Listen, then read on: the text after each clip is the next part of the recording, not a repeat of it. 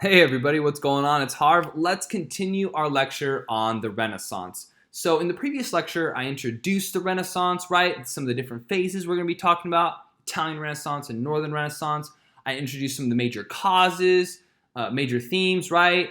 Causes such as the Black Death, Hundred Years' War, fall of Constantinople, and the decline of the church. Major themes such as humanism, individualism, secularism, rationalism, okay? Today we're going to talk about some of the city-states. I want to talk about some of the reasons why the Renaissance started in Italy and some of the politics when it comes to some of the city-states and kind of how the city-states were organized. Okay. In the next lecture, we're going to focus on humanism. All right. So let's focus on why the Renaissance started in Italy. Now, in order to understand why the Renaissance started in Italy, we need to look at geography. Okay, take a look at Italy on a map. Take a look at Italy just on this map, for example, and it's something that really stands out is Italy's position in the Mediterranean Sea.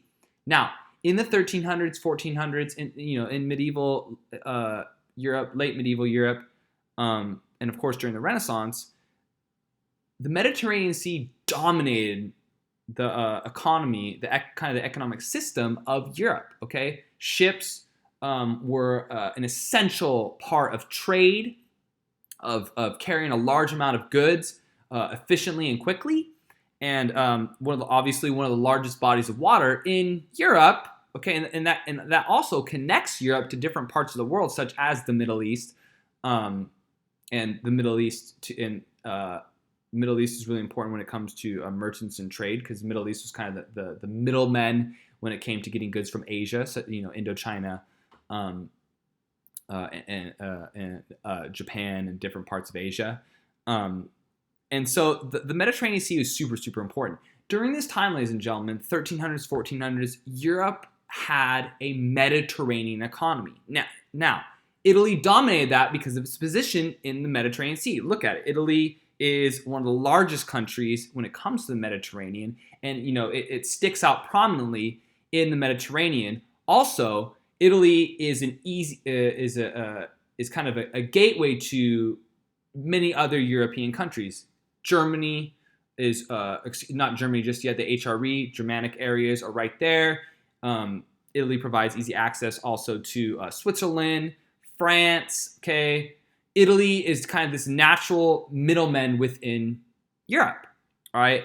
And it's really important for us to understand that this Mediterranean economy is going to last until the age of exploration. It's going to go away, and that's one of the reasons why the Renaissance is going to go away in Italy, and all that money is that we're going to see financing the Renaissance is going to go away, because once we see colonization, we see mercantilism with our Atlantic economy, once we see the age of exploration, the new world getting involved in European economics, the Mediterranean Sea is going to go away, and we're going to see Europe's economic system transfer to an Atlantic economy. So we'll go from a Mediterranean system, and the Mediterranean Sea is really important, to kind of the Atlantic economy, where a lot of trade is going across the Atlantic Ocean. Okay, so why Italy? And I kind of explained it a little bit before when I was talking. It's this crossroads of trade, culture, ideas. Italy is kind of this where East meets West, where the Middle East, where Asia, where Eastern Europe has access and can gain entry into Western Europe. And it's kind of where you see, some merchants from Germany, or merchants from, Denmark, or merchants from France, the Netherlands, and some of these countries don't exist yet, but the people do. And they're able to go into Italy and trade with someone, from the Middle East, someone, from Asia, and they're exchanging ideas and culture, and they're talking about things, and this is just where we see many different people coming together and meeting. And when you have many different people meeting, you have new ideas. Okay, Italian merchants were making a ton of money from trade during this time. Okay, and it's because of this money, ladies and gentlemen. All right, the merchants are going to be able to invest in some of the art, architecture, ideas. They're going to be able to buy copies, expensive copies of, works from Plato, works from, Socrates, some of these ancient Greek and Roman works that we're going to be seeing. And the merchants are going to be interested in some of this culture that they're seeing and that they're seeing for the first time in their lives.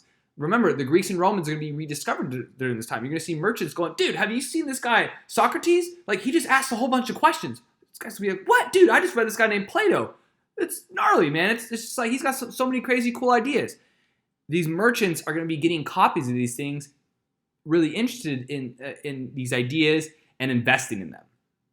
Okay, and it's part of, Italy's geography that's influencing that. Okay, so those are some of the main reasons of why the Italian Renaissance starts in Italy.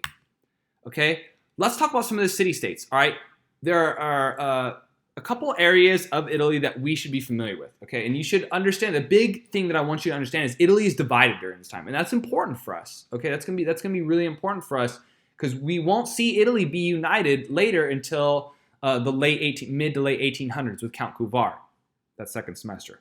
All right, so Italy is very much a divided country, much like Germany. We don't have a Germany yet. We have an HRE. It's roughly like 300 countries, or 300 city-states, kind of like Italy. All right, we have Milan, we have Florence, we have Venice, we have the Papal States, governed and organized by the papacy, the church, Naples. And these governments were not republics, not really democratic in any way, but they were mainly governed in like an oligarchy. And when an oligarchy is, it's where you have a powerful family that kind of runs the city-state. Okay, a very powerful family. And the families would put into power a despot, sometimes someone of their own family or someone, maybe aside from their family. Most of the times it was someone who was part of the like a certain family, like the de Medici family. All right. And this despot would have absolute power, kinda. In theory, he did, but he answered to the oligarchy, to the family. If the family wasn't doing well and making money, they would just, get someone else, in charge as a despot who would. Okay, so important for us to remember that Italy, very wealthy. All right, Italy was that natural gateway between East and West. All right, and as that Mediterranean economy was really making a lot of money. You're going to see the city-states rise, powerful merchant families kind of rise, and merchants make a lot of money there. And right, it was part of Italy's geography that's allowing this to happen, that gateway.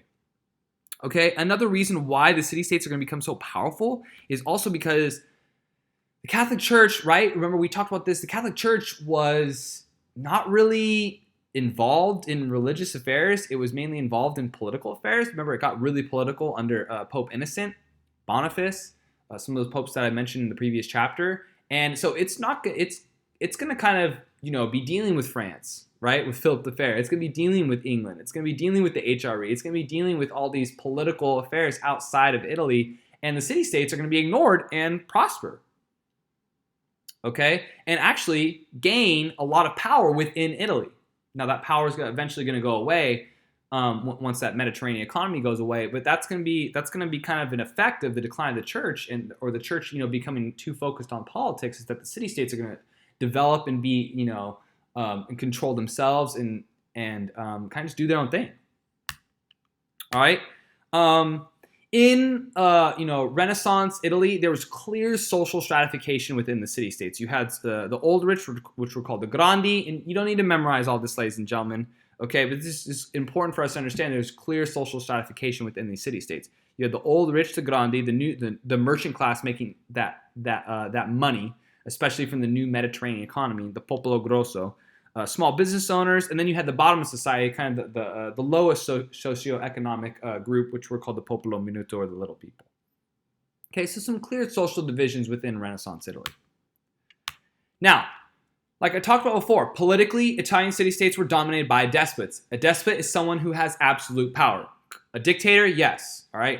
And we're going to talk about a lot of different styles of politics, like a monarchy, a dictatorship, parliaments, prime ministers, all kinds of people, okay? Despots, are simply people who have absolute power, okay? Kind of like a dictator. Some of our famous Italian despots are Cosimo de' Medici, Lorenzo the Magnificent out of Florence. Okay, Cosimo de' Medici, obviously part of that very famous de' Medici family.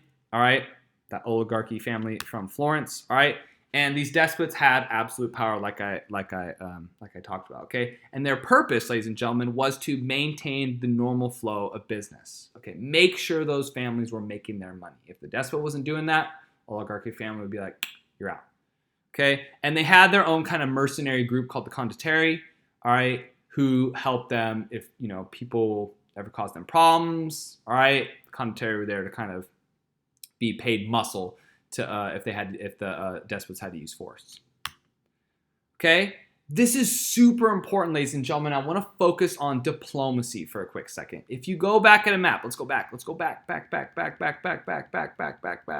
Okay, the city-states. All right, what do you notice about them, ladies and gentlemen? Let's take a quick minute, pause for a second, and think about these city-states. What do you notice about them? Let's unpause. All right. They're small, okay? They're not super powerful. Milan, is not going to be able to fight a war with England. Spain, France. They're not going to be able to solve a lot of problems through force because they're small, okay? And that's important. So we're going to see, okay, with the city-states use diplomacy, okay, to kind of solve their problems. All right, and the city-states are gonna try to solve their problems with each other internally through diplomacy.